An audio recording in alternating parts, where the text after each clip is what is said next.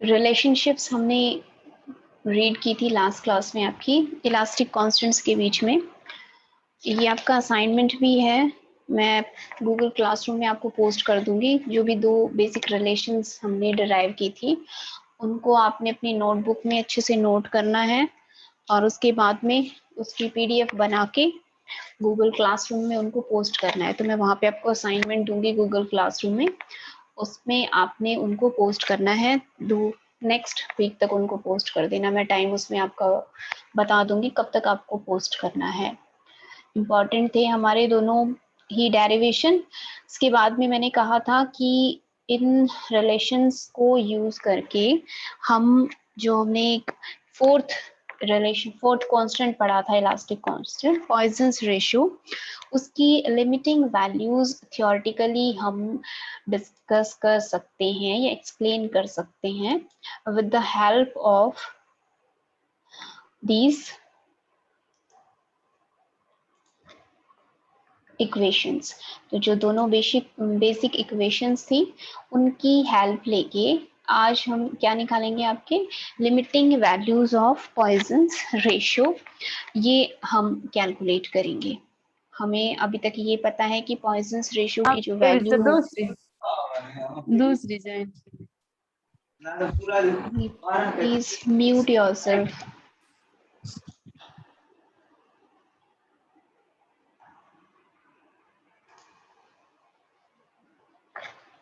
Maximum value क्या होती है पॉइजन्स रेशियो की, क्या पॉसिबल हो सकती है, ये हमने पढ़ा था आपका जब हम पॉइजन्स रेशियो पढ़ रहे थे कि 0.5 हो सकती है मैक्सिमम वैल्यू, या फिर 1/2 भी हम उसको कह सकते हैं। तो वो पॉसिबल है या नहीं ये चीज हमने देखनी है।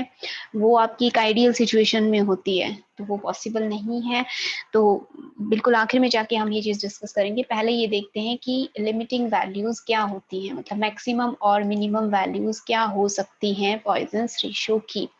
तो using the relationship among elastic constants, we can find out the theoretical limiting values of Poisson's ratio. तो ये एक तरह से आपकी theoretical ही है, experimentally इनको calculate नहीं करके देखा है कि इनकी limiting value क्या हो सकती है। ये limit हमने theoretically ही calculate की है। ये दो basic relations हमने आपकी derive की थी, y is equal to 3k1 minus 2 sigma, and second one is y is equal to 2 eta 1 plus sigma। ये दोनों रिलेशंस हमने रीड की थी। अब इन दोनों रिलेशंस में आप देख रहे हैं लेफ्ट हैंड साइड में दोनों में ही क्या है, आपका यंग्स मॉडुलस है। तो इसका मतलब क्या है कि इन दोनों इक्वेशंस को हम मैथमेटिकली इक्वेट कर सकते हैं एक दूसरे से। तो जो राइट हैंड साइड है उसे हम एक दूसरे के इक्वल लिख सकते हैं। So by equating the right hand sides of these equations, we have 3k into 1 minus 2 sigma is equal to 2 eta 1 plus sigma। ठीक है, आपको समझ में आ गया क्या किया हमने इसको मैथमेटिकली। ये दोनों इक्वेशंस आपकी यंग्स मॉडुलस के इक्वल हैं, इसलिए जो लेफ्ट हैंड साइड के अलावा राइट हैंड साइड है उसको भी हम इक्वल करके लिख सकते हैं। तो हमने सिंपली सिर्फ उनको इक्वेट किया है। अब इस इक्वेशन में इक्वेट करने के बाद आपके पास ये जो इक्वेशन है इसके अंदर देखिए आपके पास कुछ तो कांस्टेंट वैल्यूज हैं, तो कांस्टेंट ही रहेंगे। इसके अलावा यहाँ पे मेरे पास कुछ इलास्टिक कांस्टेंट्स हैं, बल्क मॉडुलस है, मॉडुलस ऑफ रिजिडिटी है और पॉइजन्स रेशियो है। तो जो आपके तीन बेसिक इलास्टिक कांस्टेंट्स होते हैं, यंग्स मॉडुलस, बल्क मॉडुलस और मॉडुलस ऑफ रिजिडिटी, इन तीनों की वैल्यूज सभी मटेरियल्स के लिए क्या आती है, पॉजिटिव आती है। तो बोथ बल्क मॉडुलस के and modulus of rigidity eta must be positive quantities. ये दोनों क्या होगी, हमारी पॉजिटिव क्वांटिटीज ही होती हैं। तो इसके अलावा जो यहाँ पे पॉइजन्स रेशियो है, ये पॉइजन्स रेशियो आपका पॉजिटिव भी होता है कुछ क्वांटिटीज के लिए और किसी किसी के लिए ये नेगेटिव भी होता है। तो अल्फा हमारा पॉजिटिव या नेगेटिव, अल्फा नहीं सॉरी सिग्मा, पॉजिटिव या नेगेटिव क्वांटिटी हो सकती है। ठीक है, अब इसी चीज को हम यूज करेंगे कि अगर सिग्मा पॉजिटिव है तो क्या लिमिटिंग वैल्यू आती है सिग्मा की, और अगर सिग्मा नेगेटिव है तो क्या लिमिटिंग वैल्यू आती है सिग्मा की, यही आपको यहाँ पे मैथमेटिकली कैलकुलेट करना है। तो अब इस इक्वेशन में, इस इक्वेशन को, ये जो आपने लिखी है ऊपर, इसको आपने ध्यान में रखना है। इस इक्वेशन में इफ सिग्मा इज पॉजिटिव, अगर सिग्मा पॉजिटिव है तो जो राइट हैंड साइड है इस इक्वेशन का, इसमें देखिए सारी की सारी जो वैल्यूज हैं वो प्लस साइन के साथ है, तो राइट हैंड साइड हमारा क्या होगा, इट मस्ट बी पॉजिटिव।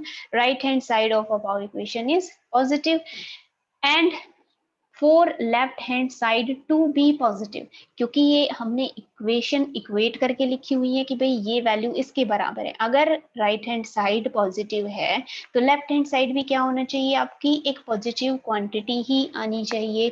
उसको पॉजिटिव आने के लिए के तो आपका क्या है, पॉजिटिव है, सिग्मा पॉजिटिव भी हो सकता है और नेगेटिव भी हो सकता है। तो ब्रैकेट में हमने जो वैल्यू लिखी है 1 माइनस 2 सिग्मा, ये क्या होना चाहिए, ग्रेटर देन 0 होना चाहिए, अगर हम चाहते हैं कि लेफ्ट हैंड साइड हमारा क्या हो, पॉजिटिव हो। तो इसी वजह से हमने क्या लिखा है यहाँ पे, 1 minus 2 sigma must be greater than 0। ठीक है, अब दोनों तरफ 2 सिग्मा आप ऐड कर दीजिए तो क्या बन जाएगा, 1 इज ग्रेटर देन 2 सिग्मा। अब इस इक्वेशन को अगर आप 2 से डिवाइड कर देते हो तो you will get 1/2 greater than sigma, या फिर उसको कैसे लिख सकते हैं, सिग्मा इज लेस देन 1/2। ठीक है भाई, इसका मतलब क्या हो गया कि भाई जो हमारा पॉइजन्स रेशियो है उसकी वैल्यू क्या आएगी, 1/2 से लेस होती है। ठीक, तो ये तो हमने एक आपका लिमिट यहाँ पे डिसाइड कर दिया कि सिग्मा इज लेस देन 1/2। अब इसके बाद सिग्मा की वैल्यू नेगेटिव भी हो सकती है, तो हम अब सेकंड केस आपका डिस्कस करेंगे, इफ सिग्मा इज नेगेटिव। अगर सिग्मा नेगेटिव है तो अब ये जो हमने इक्वेशन लिखी है ऊपर, इस इक्वेशन में जो लेफ्ट हैंड साइड है अगर ये नेगेटिव होगा तो ये क्या हो जाएगा, प्लस हो जाएगा यहाँ पे। तो 1 माइनस 2 सिग्मा क्या होगा, हमारा पॉजिटिव वैल्यू हो जाएगी, और 1 प्लस सिग्मा जो राइट हैंड साइड में लिखा हुआ है ये भी क्या होना चाहिए, पॉजिटिव होना चाहिए। ये पॉजिटिव होना चाहिए, इसका मतलब क्या है, 1 plus sigma must be greater than 0। ठीक है, अब यहाँ पे आप -1 दोनों तरफ ऐड कर दो तो आपका क्या बन जाएगा, sigma must be greater than -1। ठीक, तो पॉइजन्स रेशियो की आपने 2 लिमिटिंग वैल्यूज यहाँ पे कैलकुलेट कर दी, और वो किसके लिए आपने कैलकुलेट की है, किसी भी होमोजीनियस आइसोट्रोपिक मटेरियल के लिए।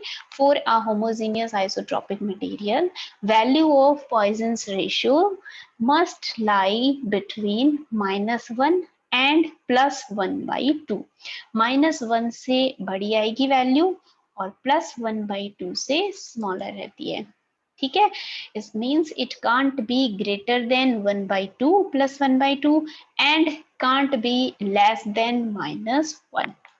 ठीक है, लेकिन इन actual practice sigma is never negative. Sigma जो है, पॉइजन्स रेशियो जो है, ये कभी भी नेगेटिव नहीं होता। नेगेटिव का मतलब क्या है, अगर हम ये कहते हैं ना कि पॉइजन्स रेशियो क्या है आपका, नेगेटिव है, इसका मतलब क्या है कि जो आपने वैल्यू लिखी थी, lateral strain divided by longitudinal strain, जो भी चेंजेस प्रोड्यूस होते हैं लेटरल डायरेक्शन में और लॉन्गिट्यूडनल डायरेक्शन में, एक ही तरह के चेंजेस प्रोड्यूस हो। एक्सटेंशन है तो एक्सटेंशन ही प्रोड्यूस हो, और कॉन्ट्रैक्शन है तो कॉन्ट्रैक्शन ही प्रोड्यूस हो। ये है इसका मतलब, सिग्मा की वैल्यू अगर नेगेटिव आती है तो सिग्मा की वैल्यू नेगेटिव आती है, इसका मतलब है कि if a body extends longitudinally, अगर बॉडी एक्सटेंड कर रही है longitudinally, it should also expand laterally. अगर लॉन्गिट्यूडनली एक्सपैंड कर रही है तो लेटरली भी वो एक्सपैंड कर रही हो, ये मतलब है नेगेटिव वैल्यू का। लेकिन नेचर में कोई भी ऐसा सब्सटेंस नहीं है जो इस तरह से बिहेव करता हो। ठीक, हमने क्या चीज ऑब्जर्व की है सभी मटेरियल्स के साथ, अगर एक डायरेक्शन में एक्सटेंशन हो रही है उसके परपेंडिकुलर डायरेक्शन में उसके अपोजिट चेंज हम हमेशा ऑब्जर्व करते हैं, कंप्रेशन हम ऑब्जर्व करते हैं। ठीक, और अगर कोई भी सब्सटेंस ऐसे बिहेव नहीं करता है, इट मींस सिग्मा की वैल्यू नेगेटिव नहीं हो सकती। तो आपने ये जो लिखा है ना कि sigma must be greater than -1, it means -1 से लेके 0 तक की जो भी वैल्यूज हैं वो हमारी पॉसिबल नहीं है। तो ये क्या, इसका क्या मीनिंग हुआ कि 0 से लेके 1/2 हमारी प्रैक्टिकल लिमिट हो सकती है। तो in practice sigma lies between 0 and +1/2। ठीक, अब 0 से +1/2, अब किसकी बात करेंगे हम, +1/2 की बात करेंगे। तो जब हमने +1/2 कैलकुलेट किया था, 4 सिग्मा इज इक्वल टू +1/2, किसके लिए कैलकुलेट किया था, किसी आइडियल इनकम्प्रेसिबल ऑब्जेक्ट या फिर सब्सटेंस के लिए हमने सिग्मा की वैल्यू 1/2 कैलकुलेट की थी। इसका मतलब इनकम्प्रेसिबल का मतलब क्या है कि आप उस पर कितना भी फोर्स अप्लाई करो, आप उसको कंप्रेस ही नहीं कर पाओगे। कंप्रेस ही नहीं कर पाएंगे, इसका मतलब क्या है कि वो एक इनकम्प्रेसिबल मटेरियल है। और बल्क मॉडुलस की वैल्यू उसके लिए क्या है, आपकी इनफाइनाइट के बराबर आ जाएगी। बल्क मॉडुलस क्या होता है, कंप्रेसिबिलिटी को मेजर करने का आपका, आपने रिलेशन पढ़ा था बल्क मॉडुलस और कंप्रेसिबिलिटी के बीच में। तो बल्क मॉडुलस की हेल्प से हम क्या चीज कैलकुलेट करते हैं, एबिलिटी टू गेट कंप्रेस। तो ability to get compress, incompressible material की एबिलिटी क्या हो जाएगी, नहीं कंप्रेस होगा वो, तो बल्क मॉडुलस उस केस में इन्फिनिटी हो जाएगा। तो ये चीज भी आपकी पॉसिबल नहीं है। कोई भी सब्सटेंस ऐसा नहीं है नेचर में जो परफेक्टली इनकम्प्रेसिबल हो। तो 1/2 वैल्यू भी पॉसिबल नहीं हो सकती है पॉइजन्स रेशियो के लिए।